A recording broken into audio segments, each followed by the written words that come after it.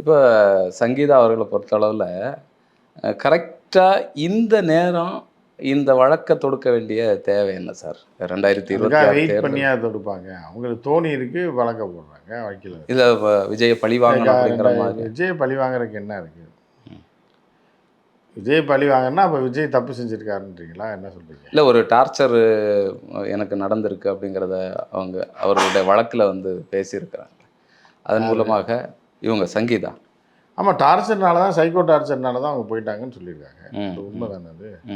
ஆனால் இந்த நேரத்தில் கொண்டு வந்து இப்படி ஒரு வழக்கை தொடுக்கிறது தேர்தல் எம்பி எலெக்ஷன் எப்போ கொண்டு வர சொல்கிறீங்களா? எப்போ கொண்டு வர சொல்கிறீங்கன்னு இல்லை வெளியில் சொல்லக்கூடியது அவருடைய. அதுதான் அவங்க 1000 சொல்லுவான். அவங்களோட இது அதுதான். அதுக்காக இவன் சொல்கிற மாதிரி வாழ்க்கையை ஓட்ட முடியும். அவங்க எப்போ நினைக்கிறாங்களோ அப்போ தான் வழக்கை தொடுக்க முடியும்.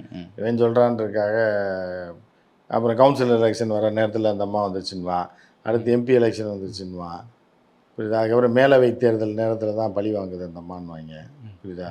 அதுக்கப்புறம் விஜய் வந்து 40 பேர் செத்து போயிட்டான், அந்த நேரத்தில் விஜய் மன உளைச்சல் இருக்கும்போது இந்த அம்மா வந்துச்சுன்னுவாங்க. அந்த அம்மா இப்போ நேற்று இல்லை, இப்போ கட்சி தொடங்குறதுக்கு முன்னாடி இருந்தே பண்ண ஆரம்பிச்சிச்சு. கட்சி தொடங்கினவனே பண்ணிட்டோம்னா பழி வாங்குற மாதிரி ஆகிடும் அப்படின்னு தள்ளி போட்டிருக்கு. அடுத்து கேஸ் போடுறவங்களும் 40 பேர் செத்து போயிட்டான்.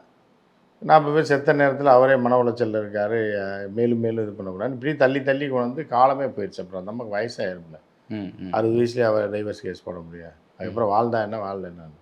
அதனால் எல்லோரும் ஏதாவது ஒரு காரணம் சொல்லிட்டு தான் இருப்பாங்க. இப்போ தமிழகத்தை பொறுத்தளவில், தமிழகம் மட்டும் இல்லை, இப்போ நடிகர்கள் பொறுத்தளவில் வந்து அவங்களுக்கு இந்த மாதிரியான பிரச்சனைகள், வேற ஒரு நடிகை கூட சம்மந்தம் இருக்கிறது, இதெல்லாமே கொஞ்சம் சகஜமாக இருக்கக்கூடிய ஒரு விஷயம் தான், நம்ம கேள்விப்படக்கூடிய விஷயம். நடிகை மட்டும் இல்லை, கொத்தனார் எடுத்துக்கிட்டிங்கன்னா கூட சில தொடர்பு இருக்கும். அந்த கூட இருக்கிறவங்களோட ஒரு இது இருக்குன்னு, நடிகை மட்டும்தான் அப்படி பயனில்லை. அந்தந்த ஒரே ப்ரொஃபஷனில் இருக்கவங்க கூட டாக்டர் உறவு இருக்கலாம், இன்னொரு டாக்டரோட.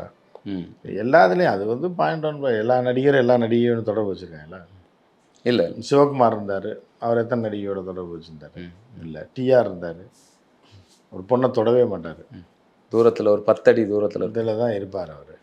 ஸோ அந்த மாதிரி இருக்கார். அப்போ அப்படி இருக்கும்போது விஜய்க்கு மட்டும் இப்படி தோணுது அப்படின்னு பார்த்தா அது தப்பாக பேசுவாங்கல்ல. தன் நடிகர்கள் இருக்காங்க, புரியுதா அவங்களுக்கு? கமல்ஹாசன் இருக்கார், அவரெல்லாம் கரெக்டாக செட்டில் பண்ணுறாரா இல்லையா? புரியுதா அவங்களுக்கு? செட்டில் பண்ணுறாரு மீன்ஸ் வந்து கல்யாணம் பண்ணான்னா ப்ராப்பராக டைவர்ஸ் பண்ணிட்டு தான் அடுத்த திரும்பலாம். அதுக்கு அடுத்தும் ஏமாறுறாரு, அதுக்கு அடுத்து என்ன பண்ணுறாரு, லிவிங் டுகெதராக வச்சுறாரு, அதுலேயும் ஏமாற்றம் அடையும் போது அதுக்கப்புறம் அதை எதுவுமே வேணான்னு சொல்லிட்டு இதில் குடியேறிடுறாரு. இதில் இந்த ஹோட்டலில் வீடே வேணான்னு சொல்லி. ஸோ அப்படி ஒவ்வொரு காலகட்டத்திலும் ஒரு மனுஷன் திருந்தணும்ல. எப்பயுமே ஒரே மாதிரி இருந்தா, ஆனால் அதே வீடு, அதே அண்டர் கிரவுண்டு. ஆனால் அவங்க எல்லாம் வெளிப்படையாக அறிவிச்சாங்க. அந்த கமல்ஹாசனை வெளிப்படையாக அறிவிக்கலையே.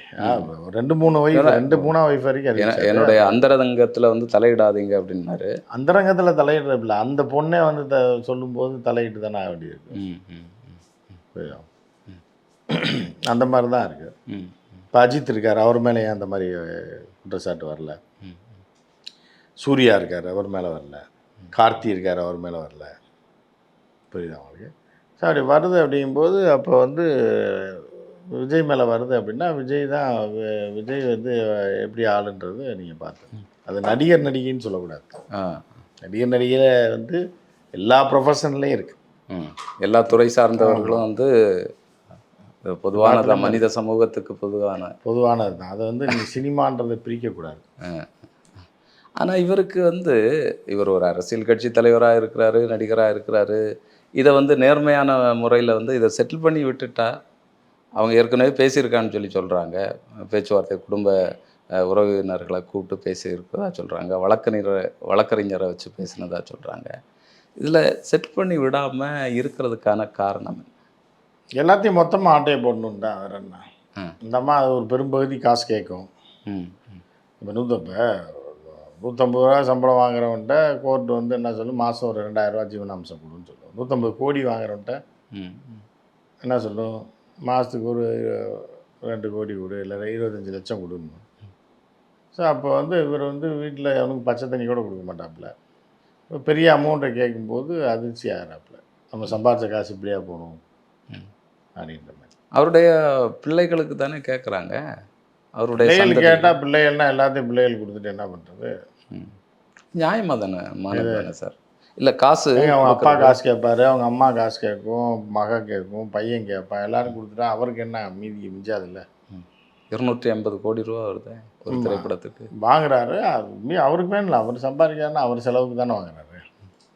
இல்லை எஞ்சி உள்ள வாழ்க்கையை வந்து மக்களுக்காக அர்ப்பணிக்கிறதுக்காக வந்திருக்கிறாரு. அதுக்கு பணம் தேவைப்படும் ஒரு வேலை அவருக்கு.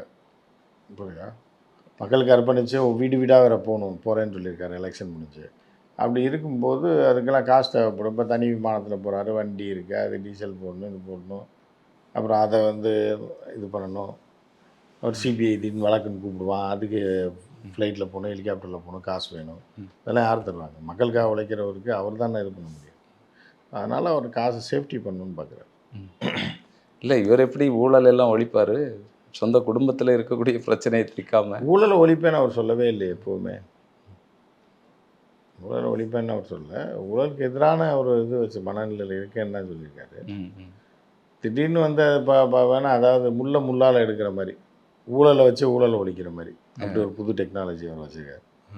மிகப்பெரிய ஊழல் செய்யக்கூடிய விஜய் வந்து அந்த டெக்னிக்கை வச்சே ஊழல் ஒழிக்கிறேன் அப்படின்னு போகிறது. அது எப்படி அதை செய்வார் பாருங்க எலெக்ஷனுக்கு அப்புறம். ஊழலோட அடிச்சு தரத்து விட போகிறேன். இப்போ கூட்டங்களில் போகிறதுக்கே வந்து 1000 2000 கொடுத்து போகிற மாதிரி எல்லாம் சொல்கிறாங்க. இல்லை, அவர் காசு கொடுக்கல, தற்கொலை கூட்டம் அது வந்துடும், ஓசியில் வந்துடும்.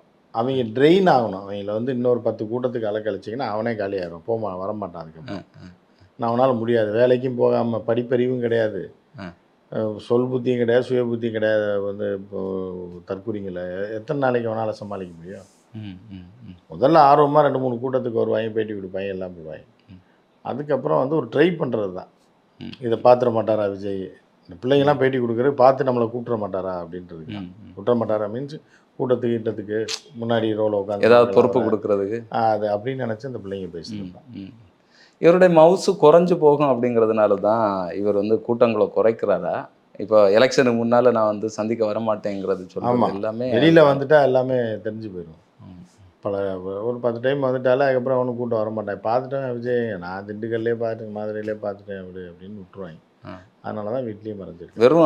வெறும் சினிமா மோகத்தினுடைய அடிப்படையில் தான். ஆமாம், சினிமா மோகம் இல்லை, விஜய் மேலே இருக்க மோகம். சினிமாவின் அடிப்படையில் விஜய் மேலே இருக்க மோகம், காமம், இதன் அடிப்படையில் தான் வரக்கூடிய கூட்டம் தான் அது. ஆனால் ஒரு கொள்கை, நான் வந்து என்னுடைய எதிரி திமுக எல்லாம் பேசிகிட்டு இருக்கிறாரு. பேசுறதெல்லாம் கொள்கை எதிரி பிஜேபி. அவர் பேசுகிறத கணக்கில் எடுக்க முடியாது. அதுதான் நான் சொல்லிட்டேன்ல, அவர் வீட்டில் எது நடந்தாலும் அது திமுக தான் காரணம் அப்படின்னு தான் அவர் சொல்லுவார், சொல்லிகிட்டு இருந்தார், சொல்ல போகிறார். அதனால் அதை தாண்டி அது ஒன்றுமே கிடையாது. இது வந்து ஒரு அச்சத்தினுடைய வெளிப்பாடாக தான் நம்ம பார்க்க வேண்டியது இருக்கா? அதிகப்படியாக நம்ம முகத்தை காட்டிட்டோம்னா நம்முடைய மவுசு குறைஞ்சி போகும், நமக்கு யாருமே ஓட்டு போட மாட்டாங்க. ஆமாம், அதோட வெளிப்பாடு தான் இது. அதை பொத்தி இந்த வடிவேல் காமெடி வெங்காய டப்பா மாதிரி தான். வெங்காய டப்பா மேலே பொத்தி வளர்த்த புள்ள மேகலை, அதுக்கு வெக்கம் விட்டு போகலைன்ற கதை தான். அந்த மாதிரி தான் வச்சு பொத்தி வச்சுருக்கேன். வெளியே விட்டாங்கன்னா மேகலை யாருன்னு தெரிஞ்சு போயிடும்.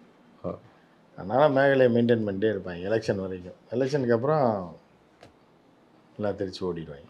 சரி. தொடர்ந்து பேசுவோம் சார். உங்களுடைய நேரத்திற்கும் கருத்துக்கும் மிக்க நன்றி.